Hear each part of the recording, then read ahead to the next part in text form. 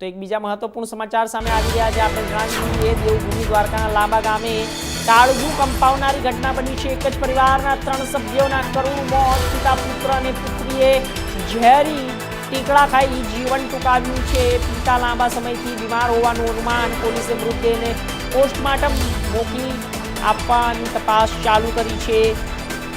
પિતાના લાંબા સમય બીમારીની હાલતથી પરિવાર અત્યંત ચિંતિત હતું। તેના માટે પરિવારે જીવન ટૂંકાવ્યું છે। દેવભૂમિ દ્વારકાના લાંબા ગામે કાળજું કંપાવનારી ઘટના બની છે। એક જ પરિવારના 3 સભ્યોના કરુણ મોત નીપજ્યા છે। પિતા, પુત્ર અને પુત્રીએ ઝેરી ટીકડાઓ ખાઈને જીવન ટૂંકાવી દીધું છે। સૌથી દુઃખદ સમાચાર, જ્યારે પોલીસે મૃતદેહને પોસ્ટમોર્ટમ માટે મોકલી તપાસ ચાલુ। આગળ વાત